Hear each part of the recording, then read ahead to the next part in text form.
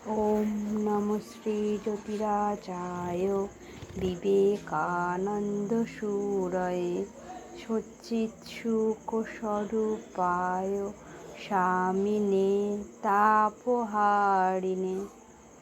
বইটির নাম সবার স্বামীজি, প্রকাশক স্বামী সুপর্ণানন্দ, পৃষ্ঠা সংখ্যা 5।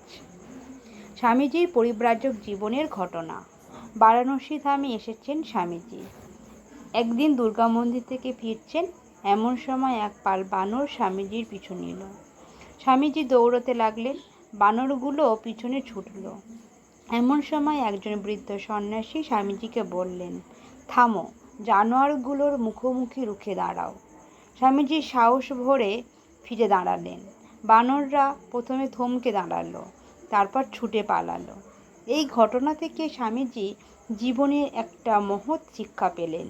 বিঘ্ন কিংবা বিপদ দেখে কখনো পালিয়ে যেতে নেই, নির্ভয়ে তার মুখোমুখি দাঁড়াতে হয়।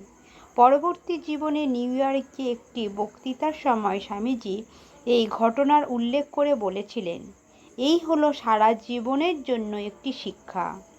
ভয়ঙ্করের মুখোমুখি দাঁড়াও, সাহসের সঙ্গে তার সম্মুখীন হও।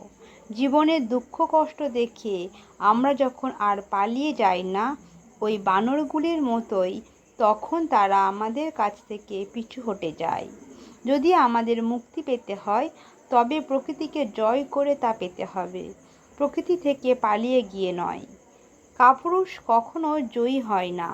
যদি আমরা চাই যে ভয়, বাধা বিপত্তি এবং অজ্ঞতা আমাদের সামনে থেকে দূর হয়ে যাবে, তবে আমাদের সেগুলির বিরুদ্ধে যুদ্ধ ঘোষণা করতে হবে। স্বামীজিকে একবার একজন বলেছিলেন, সন্ন্যাসীর পক্ষে নিজের দেশের মায়া ত্যাগ করে সব দেশকে একই রকম দৃষ্টিতে দেখা উচিত। স্বামীজি উত্তর দিয়েছিলেন, যে আপনার মাকে ভাত দেয় না, সে অন্যের মাকে কি পুষবে? অর্থাৎ সন্ন্যাসীরও উচিত মাতৃভূমিকে ভালোবাসা।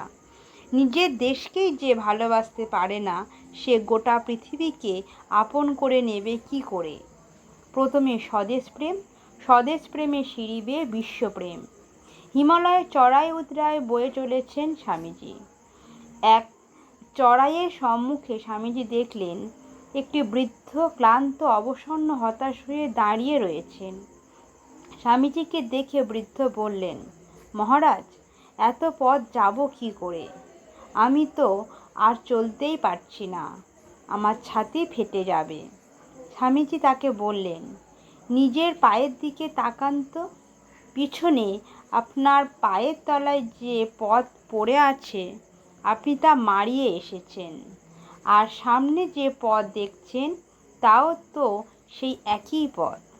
ওই পথটুকু শীঘ্রই আপনি পা দিয়ে মাড়িয়ে যাবেন।